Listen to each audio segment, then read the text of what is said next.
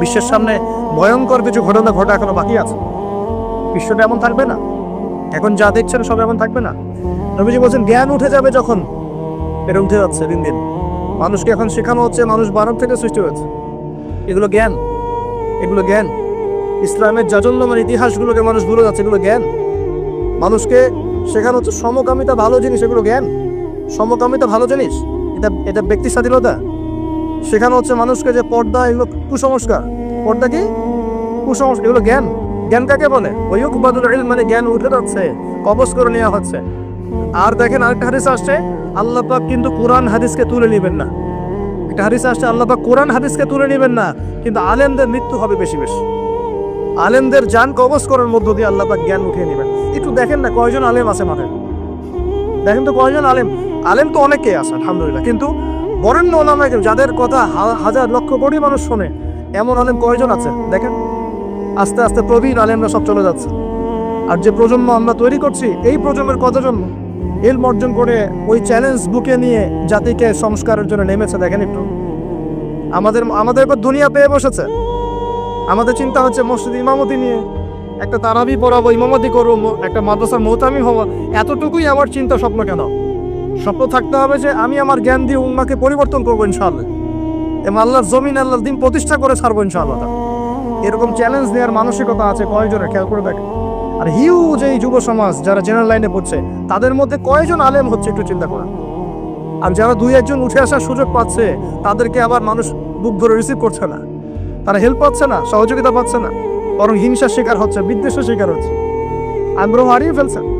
আমি এখানে সেটি করব, আমাকে তো বুকে টেনে নেয় আর কেউ ভাইয়া, এমন মনে হচ্ছে মানুষের কাছে। তো জ্ঞান উঠে যাবে, কিন্তু শুধু কোরআন সুন্নাহ আল্লাহ পাক তুলে নেবেন না, এমনটা আল্লাহ পাক বলেন নাই।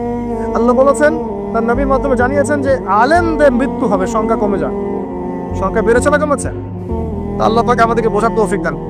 আমরা এখন আলেম হই নাই, যে শব্দগুলো আমাদের সামনে ইউজ করা হয়, কসম আল্লাহর, এগুলোর সাথে আমাদের কোনো সম্পর্ক। এখন আমরা শুধু তালেবে ইলম আছি। আর আমি দোয়া করি আমি তালেবে ইলম অবস্থায় থাকতে চাই, কারণ জ্ঞানের কোনো শেষ নাই। দোলনা থেকে কবর, জ্ঞান অর্জন করতেই থাকতে হবে। নবী মূসা আলাইহিস সালাম পর্যন্ত জ্ঞান অর্জন করতে গিয়েছেন খিজিরের কাছে আলাইহিস সালাম, জান নাই? নবী মূসা আলাইহিস সালাম বলছেন আমি সবচেয়ে জ্ঞানী মানুষ, আল্লাহ পাক বলছেন না, তুমি সবচেয়ে জ্ঞানী মানুষ না, ওই যে আমার বান্দা খিজির, ও জ্ঞানী মানুষ। তখন তিনি বলছেন আমি তার সাথে দেখা করতে চাই, জ্ঞান শিখতে চাই। হাল আত্তাবিউকা আলা আন তুআল্লিমানি মিম্মা উল্লিমতা রুশদা, তিনি গিয়ে বলছেন আমাকে কি আপনার সাথে রাখবেন? আল্লাহ পাক আপনাকে যা শিখিয়েছেন তার থেকে কিছু শেখাবেন। কে বলছে? নবী মূসা আলাইহিস সালাম। তো নবী মূসা আলাইহিস সালাম তালেবে ইলম হতে পারেন, আর আমরা কি বিয়া হয়ে গেছে নাকি? এই আন্তর্জাতিক খ্যাতি সম্পন্ন হাবিজাবি এগুলো বয়কট করে দরকার নেই, এগুলো কোনো দরকার নেই। এমনি আমরা তালেবে ইলমই থাকতে চাই। আর আমরা শুধু দায়ী মাত্র, আপনাদেরকে হয়তো দাওয়াত দিতে পারবো, কিন্তু ফিকহের কঠিন মাসালাগুলো, গভীরতা, এগুলো আমরা বলতে পারবো না, এগুলো মুফতি সাহেবরা বলতে পারবেন। তো বরেণ্য ওলামায়ে কেরামদের সংখ্যা কিন্তু কমছে। আমরা দোয়া করি আল্লাহ পাক সমস্ত মাজলুম ওলামায়ে কেরামকে মুক্তিদানের ব্যবস্থা করা, এবং আল্লাহ পাক বাংলার জমিনে আলেমদেরকে দিয়ে ভরিয়ে দিন ইনশাআল্লাহ। আর জাহেলদেরকে আল্লাহ পাক আলেমের জায়গায় আনা থেকে আমাদেরকে হেফাজত করে বলিয়া। আর আমাদের সবাইকে এই চল পাগল হলে চলবে না, ইস্যু পাগল হলে চলবে না, সমালোচনা সংস্কৃতির অমল করা যাবে। আপনি মানুষ তৈরি করেন, মানুষ তৈরি করা অনেক কঠিন, নামিয়ে দেওয়া সহজ। আমরা এই জায়গায় আসতে অনেক কষ্ট করতে হয়েছে, কিন্তু নামানো কিন্তু খুব সহজ। একটা ইস্যু দিয়ে নামাতে পারে না, একটা ইস্যু সৃষ্টি করে নামাতে পারে। এই জায়গায় আসতে কিন্তু অনেক কষ্ট করতে হয়। অতএব আল্লাহর দ্বীনের সাথে গাদ্দারি করলে আল্লাহ পাক ছাড়বেন না, কিন্তু এটা মাথায় রাখবেন। আল্লাহ পাক আমাদের সবাইকে বোঝার তৌফিক দান। নবীজি বলছেন কখন এই ভূমিকম্পগুলো আসবে, সিরিজ ভূমিকম্পগুলো কখন আসবে? যখন জ্ঞান উঠে যাবে এবং জালজালা বাড়বে, ইয়াতাকারাবুজ জামান, জামানা কাছাকাছি চলে আসবে। আরো বলছেন নবীজি যে তোমাদের মাল সম্পদ বৃদ্ধি পাবে, ফায়াফিদু, এবং মাল সম্পদ উপচে পড়বে তোমাদের। দিন দিন দেখছেন না যে যার স্যান্ডেল কেনার টাকা ছিল না, সে এখন উঁচু উঁচু বিল্ডিং তৈরি করতেছে, দেখেন না? এটাই তো নবী সাল্লাল্লাহু আলাইহি ওয়াসাল্লাম হাদিস জিবরিলে কি বলেছেন? ওয়ান তারাল খুফাতাল উরাতাল আলাতা রিয়া আশ-শাই ইয়াতাতাওয়ালুনা ফিল বুনিয়ান। নবীজি বলেন কিয়ামতের অন্যতম নিদর্শন হচ্ছে সমাজের নগ্ন পদের খালি গায়ের রাখাল শ্রেণীর মানুষ উঁচু উঁচু বিল্ডিং নির্মাণের প্রতিযোগিতা করবে। এমনটা হচ্ছে না? সম্পদ বাড়ছে মানুষের, এটা একটা কিয়ামতের সাইন। নবীজি আরো বলেন ওয়া ইয়া ওয়াজহরাতিল খায়নাত ওয়াল মুগান্নিয়াত, এবং বেশি বেশি বাদ্যযন্ত্র এবং নায়িকা নর্তক এগুলো সংখ্যা বাড়তে থাকে। পাচ্ছে না এগুলো পাচ্ছে। এই সময় নবী সাল্লাল্লাহু আলাইহি ওয়াসাল্লাম বলছেন যে এই জালজালাগুলো আসতে থাকবে, এটা একটা হাদিস। একটা তো আসছে যে নবী সাল্লাল্লাহু আলাইহি ওয়াসাল্লাম বলছেন লা ইয়াশরাবান্না নাস মিন হাযিহিল উম্মাহ আল খামর, আমার উম্মতের মধ্যে কিছু মানুষ মাদক দ্রব্য পান করবে, সবাই না, কিছু মানুষ মাদক দ্রব্য পান করবে, ওয়া ইউসাম্মুনাহা বিগাইরি ইসমিহা, এবং সেই মাদকের নাম তারা পরিবর্তন করে খাবে। খাচ্ছে না মানুষ এখন মাদককে মদ বলছে না। এই যে তোমরা টাইগার খাও কেন, স্পিড খাও কেন, এগুলোর মধ্যে অ্যালকোহল নাই? দিব্যি দেখ বাচ্চাদেরকে এগুলো খাওয়াচ্ছে অনেকে দেখা যাচ্ছে। আপনারা কি পাগল হয়ে গেছেন নাকি? এগুলোর মধ্যে এমন ক্ষতিকর উপাদান আছে যেগুলো দিয়ে মানুষের কিডনি ড্যামেজ হয়ে যায়। দিব্যি রোজার মাসে রমজান রোজা খুলেই একেবারে সিগারেট হাতে নিয়ে একদম এগুলো খাওয়া শুরু। এগুলোর মধ্যে মাদক দ্রব্য আছে। যে পানীয়র মধ্যে যার্রা পরিমাণ মাদক দ্রব্য থাকবে সেটাও মাদক, মনে রাখবেন। স্মোক করে, স্মোকটাকে অনেকে মাদক মনে করে না, তাই না? স্মোকিংটাকে অনেকে মাদক মনে করে না, মনে করে মাকরু মনে হয়। মাকরু মানে কি? মাকরু মানে কি ভালো? মাকরু মানে কি? মাকরু মানে কি? কোরআনে সূরা বানু ইসরাঈল খুলে দেখেন, বড় বড় কিছু পাপের কথা মেনশন করে আল্লাহ পাক বলছেন এই পাপগুলো ছেড়ে দাও, এই পাপগুলো আল্লাহর কাছে মাকরু, এই পাপগুলো আল্লাহর কাছে অপছন্দের পাপ। এটা কি মাকরু মানে কি জায়েজ করে নেওয়া? সিগারেট খাওয়া বন্ধ করেন, ওয়াদা করেন আমার সাথে যে আজকে থেকে বললে সিগারেট হাত দিবেন না, কোনো প্রকার এইসব টাইগার মাইগার স্পিচটাই খাবেন না। এসব ভালো জিনিস না, ভালো কিছু খান না, ভালো কিছু খান। আর অনেকে দেখা যায় যে জর্দা খাওয়া শুরু করেছে, কেমন? এটা কি সুন্নত নাকি? কি দরকার আছে ভাই? এতটুকু খাইলে হয়তো নেশা হয় না, বুঝলাম, এতগুলো জর্দা একবারে খান দেনি খাওয়া যাবে? খামারের মূলনীতি কি? যার বেশি খেলে নেশা হয় তার অল্প খাওয়া হারাম। মনে করেন এখানে যতটুকু পানি আছে এতটুকু খেলে, এতটুকু মাদক খেলে কারো নেশা হচ্ছে না, কিন্তু এতটুকু খেলে নেশা হচ্ছে। তার মানে কি এতটুকু খাওয়া জায়েজ, এতটুকু খাওয়া হারাম, নাকি পুরোটাই হারাম? এটা বোঝার জন্য কি মুফতি হওয়ার দরকার আছে? আপনি বুঝতে পারছেন? অতএব এই যাবতীয় মাদক দ্রব্য থেকে দূরে থাকতে হবে, না হলে ভূমিকম্প আসবে। কিন্তু ভূমিকম্প আসবে। আর মাদক দ্রব্য নিয়ন্ত্রণ অধিদপ্তর দিয়ে শুধু মাদক নিয়ন্ত্রণ করা যাবে না। মানুষের ঈমান আকীদার পরিবর্তন দরকার। মানুষের মধ্যে আল্লাহর ভীতি জাগ্রত করতে হবে, তাহলে মানুষ অটোমেটিক মাদক ছেড়ে দিবে। আমরা কি যুব ভাইদের কাছে ওয়াদা নিতে পারি ইনশাআল্লাহ তাআলা জীবনেও কোনোদিন মাদক খাবো না, জীবনে কোনোদিনও মাদকের ধার কাছে যাবো না। আল্লাহ পাক সাক্ষী থাকুন, আল্লাহ কবুল করে নেয়। আমিন। প্রিয় ভাইরা, এটা নবীজি বলছেন লা ইয়াশরাবান্না নাস মিন হাযিহিল উম্মতি খামরুন, আমার উম্মতের কিছু মানুষ খামর মাদক পান করবে, ওয়া ইউসাম্মুনাহা বিগাইরি ইসমিহা, এর নাম রাখবে ভিন্ন, অন্য নামে ডাকবে, মাদক বলে ডাকবে না। আর কি করবে? ইউজাসু আলা রুউসিহিমুল মাআজিফ, মাআজিফ মানে হচ্ছে বাদ্যযন্ত্র। মাআজিফ মানে কি? বাদ্যযন্ত্র। এখন বলেন তো মাথার কাছে বাদ্যযন্ত্র থাকবে মানে কি? ইয়ারফোন, ব্লুটুথ, এই যে আপনি যে মাথায় কানে দিয়ে রাখছেন, মাথায় আছে না? দেখেন নবী সাল্লাল্লাহু আলাইহি ওয়াসাল্লাম কতদিন আগে, 1400 বছর আগে এই হাদিস বলে গেছেন যে ওই সময় আমার উম্মতের একটা অংশ এরকম করে হেডফোন দিয়ে মাথা দিয়ে গান শুনবে, কানের ভিতরে গান মিউজিক চলছে না? ওয়াল মুগান্নিয়াত, এবং তারা গায়িকা নায়িকা নর্তকী নাচায় না মানুষ? শহরগুলোতে গিয়ে দেখেন খালি গায়িকা নর্তকী, শহরে যাওয়া লাগে, ফেসবুক ইউটিউব ঢুকলেই তো দেখা যায় সবখানেই নাচতে আছে। আর মেয়েদেরকে নিয়ে আমি কালকে লেকচার দেবো ইনশাআল্লাহ। ওদেরকে অনেক কিছু বলার আছে, অনেক কিছু বলার আছে। কারণ সমাজের একটা বড় ক্ষতি হচ্ছে এদের কারণ, সমাজের একটা বিশাল ক্ষতি হচ্ছে বেপরদা মেয়ের কারণে। বহু দিনদার পরেশগার যুবক পর্যন্ত ঈমান হারাচ্ছে এদের কারণে। আর বাসায় তো এদের বাপ নাই, মনে হয় বাপ নাই, ভাই নাই, স্বামী নাই, কেউই নাই, এদেরকে বোঝানোর কেউ নাই। অনেক দিনদার ছেলে পর্যন্ত এদের ফিতনায় দিন হারিয়ে ফেলছে। আর এখন কিছু কিছু ওয়াইজ বের হয়েছে, প্রেম বিশেষজ্ঞ, মানে বসে বসে প্রেমের আলাপ করতে পারলে বাঁচে। আর এগুলো নিয়ে ট্রল করতে করতে ভাইরাল সব ইউটিউব, ফেসবুক, চুলকে সুরসুরি আলাপ করতে ভালো লাগে। এখানে এই হারাম সম্পর্কের ভিত্তি ঘুরাই দিতে হবে। বারবার বলি তোমাদেরকে যে একটা হালাল রিজিকের সোর্স তৈরি করো, তাড়াতাড়ি বিয়ে করে ফেলা।